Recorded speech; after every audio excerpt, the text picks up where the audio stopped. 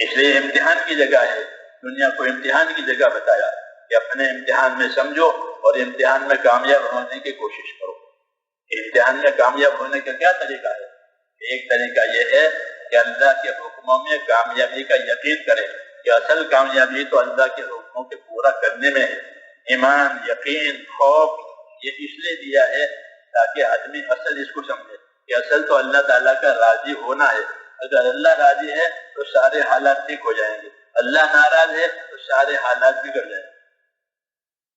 حدیث شریف میں ہے کہ من اصلح ما بینہ و بین اللہ اصلح اللہ ما بینہ و بین خلقہ، کہ جو لوگ اپنا اور خدا کا معاملہ ٹھیک کر لیں گے تو اللہ ان کا اور مخلوق والا معاملہ ٹھیک کر دے گا۔ تمام چیزوں کی چابیاں اللہ کے ہاتھ میں ہے، جب چاہیں گے کھولیں گے، جب چاہیں گے بند کر دیں گے۔ وَإِن مِّن شَيْءٍ إِلَّا عِندَنَا خَزَائِنُهُ، ہر چیز کے خزانے میرے پاس ہے، اللہ کہتے ہیں۔ جب چاہیں گے ان خزانوں کو کھولیں گے، جب چاہیں گے ان کو بند کر دیں گے۔ ہر چیز کے خزانے، بیماری ہو، تندرستی ہو، غریبی، مالداری، محبت، عداوت، یہ جتنے حالات ہیں اور جتنی چیزیں ہیں، ان سب کے خزانے ہمارے پاس ہیں۔ اس کی چابیاں بھی اللہ کے پاس ہیں، جب چاہیں کھولیں گے، جب چاہے بند کریں گے۔ یہ اللہ کے قدرت کی بات کہی ہے کہ ہماری قدرت کے نیچے ساری چیزیں ہیں۔ اس لیے بندوں کو دعوت دی ہے کہ وہ اپنا تعلق اللہ تعالیٰ سے صحیح کریں۔ اللہ سے ہمارا تعلق بندگی کا ہے، عبادت کا ہے، رشتہ داری نہیں ہے کوئی بھی، کسی سے کوئی رشتہ داری اللہ سے نہیں۔ اللہ اپنے ذات میں اکیلا ہے، قل هو اللہ احد، اللہ تو اکیلا ہے، اس کی کوئی رشتہ داری نہیں، کوئی خاندان نہیں، کوئی ہمسری نہیں، وہ اپنا اکیلا ہے اپنے شان بان کے ساتھ۔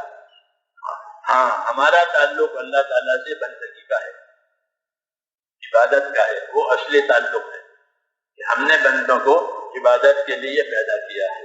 اس لیے زندگی کا اصلی موضوع اور زندگی کا اصلی مقصد یہ زندگی عبادت پر آ جاؤ۔ عبادت ایک رکن ادا کرنے کا نام نہیں ہے کہ نماز پڑھ لی تو عبادت کا حق ادا ہو گیا، کہ نماز بے شک عبادت ہے لیکن وہ عبادت کا ایک جز ہے، عبادت کا ایک رکن ہے، باقی اور عبادت کی چیزیں اور ہیں۔ تو عبادت یہ تو زندگی کا مقصد ہے، اور جتنے اسباب اور وسائل دیے گئے ہیں وہ عبادت میں مدد کے لیے دیے گئے ہیں، عبادت میں روکنے کے لیے یا غافل کرنے کے لیے نہیں دیے۔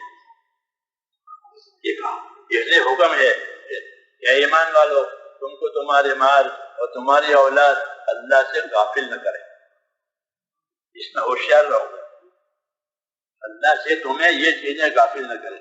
اگر ان چیزوں نے غافل کر دیا تو اس نے بڑا نقصان اٹھایا ہے، ہاں وہ یہ نقصان میں پھنس گیا ہے۔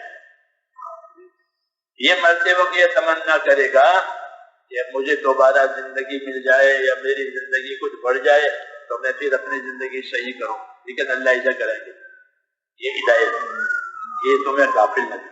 اس لیے دعوت بھی آتی ہے، تعلیم بھی آتی ہے، پیغام بھی آتے ہیں یہاں، تاکہ زندگی کا رخ اللہ تعالیٰ کے حکموں کی طرف ہو جائے۔ جب زندگی کا رخ اللہ تعالیٰ کے حکموں کی طرف ہوگا تو پھر اللہ تعالیٰ دنیا میں حکموں کی برکتیں نازل کریں گے۔